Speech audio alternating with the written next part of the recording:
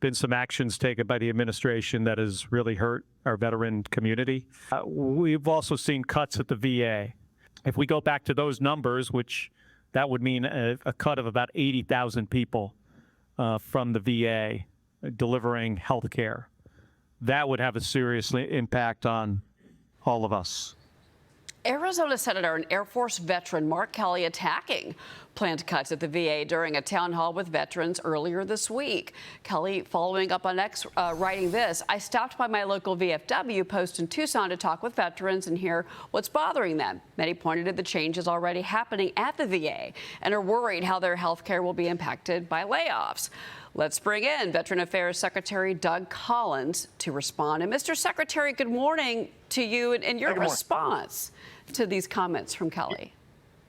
Well, it's very sad to me. It's, you know, how much better would it be if the senator would actually look at a VA system that is, you know, working to help veterans instead of actually scaring them and actually going in and perpetrating the basically the lies that are out there that we've made changes. I would just like to ask the senator, excuse me, what changes are you talking about that have hurt veteran care? We've not had those layoffs that he keeps talking about. We've had people who've retired and we've moved and we've reshuffled. I put $360 million back into community care.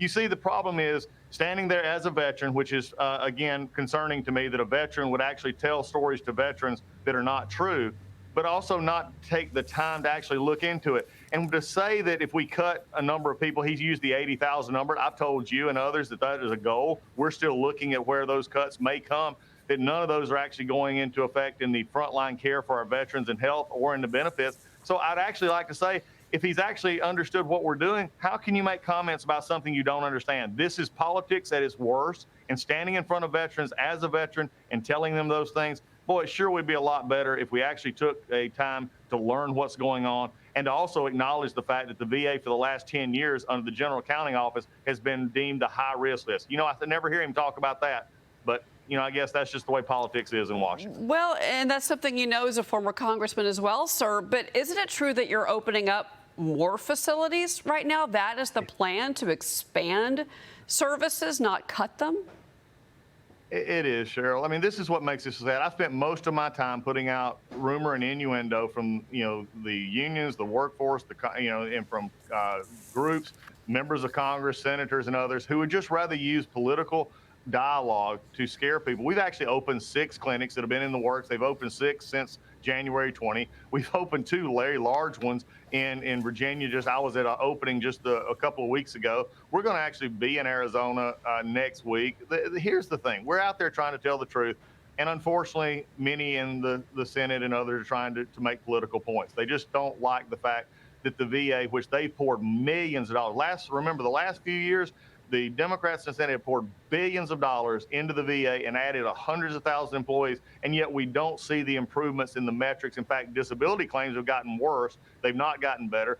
We've actually seen our static times and community care numbers increase because they didn't want to deal with community care.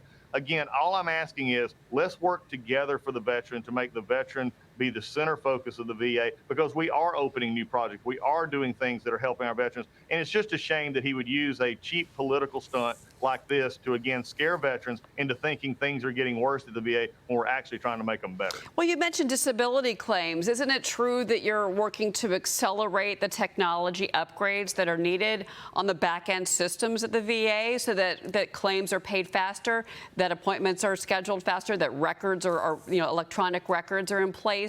How's that going right now? It's going very well. We're processing more than we have processed in the past. Even in the last 12 months, we hit 1 million processed claims earlier than we ever have.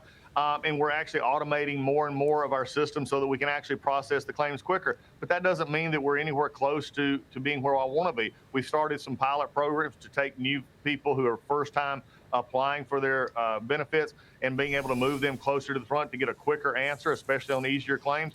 These are the kind of things that we're looking at and going forward. But let me also just say one thing, Cheryl, about his claim about health care. Since 2015, I mentioned the GAO report, 2015 to now, that's 10 years, we've added hundreds of billions of dollars and we've added hundreds of thousands of employees. But you know something, total veterans in our country have actually declined by 4 million, and the veteran served number at the VA has stayed static at about 9 million. So this idea that just putting money and people at a problem and solving it is nowhere close to being true. So again, this is just a concern that, again, that's why I come on here just to tell the truth. Yeah, and we welcome your voice, and I'm thankful that you're with me this morning, Secretary. I also want to ask you about this. You were added to the Trump administration's new task force on anti-Christian bias. And you reportedly sent an email to all VA employees asking them to submit or report any instances of anti-Christian discrimination. Can you tell us more about this? I can. And one of the things that we're looking at in that and following the executive order from the president is making sure that everybody has the right to exercise their faith and their religious freedom in the way that they see fit by their own doctrines of their faith. What is unfortunate over the past few years is there's been a bias toward, issues, especially in dealing with Christianity, and which are not afforded or not done to others in faith. And I think these are the kind of things we're looking at. In the VA itself, we've had chaplains who were told what they could preach and what they could not preach. As a chaplain in the military for, coming up between Navy and Air Force 25 years, that's just a no-no. You don't do that. And that was fixed. And we made it clear to our chaplains that they're to be, to work in the tenets of their faith along with what they do at the VA. And again, we're making sure that everybody's religious freedom is protected. And I think that's just what this EO does. And it's good to see that the president took an issue with this. And I know that veteran care is top of mind for you. It always has been as long as I've known you. But veteran approval of telehealth visits seems to be rising. More than 2.1 million vets are getting health care on the phone now. But that's a 12% increase from what we're looking at here. 93% are saying they're satisfied with their visits, and 92% put trust in their telehealth. So you are seeing positive moves there. Oh, yeah. Look, there's a lot of good going on at the VA. We're helping people. We're moving forward. And the telehealth numbers are reflecting that in the sense that people are able to get their health care, and not just in a traditional way of coming to a VA facility. They're able to use telehealth. They're able to now use community care, which had been frowned upon in the previous administration. We're actually letting them go to their doctors. We're working out ways that hopefully our community care doctors and others can communicate better with us. We're looking at policies on our side to streamline that so they can get better care. I mean, we're also looking in, using ways to deal with PTSD and TBI, dealing with other clinical treatments, including psychedelics and other things that are being tested right now, because we want to be able to give the best we can to our veterans and make sure that they are being treated in the best possible way for the benefits they earn. Remember, Cheryl, I've told you this before. At the VA, it's no longer about our building and what we do to build ourselves up. It's about, are we servicing the veteran? But it's also, correct me if I'm wrong, but isn't that saving money at the VA by doing increased telehealth? It is. I mean, because it's saving on both ends, not only from our perspective of what we're able to do and how we're able to see more people, but it's also saving the veteran from having to drive in, get to their facilities and do the things. They can actually stay at home, especially if they're in working or not working, or maybe they just can't get out as easy. They don't have a ride.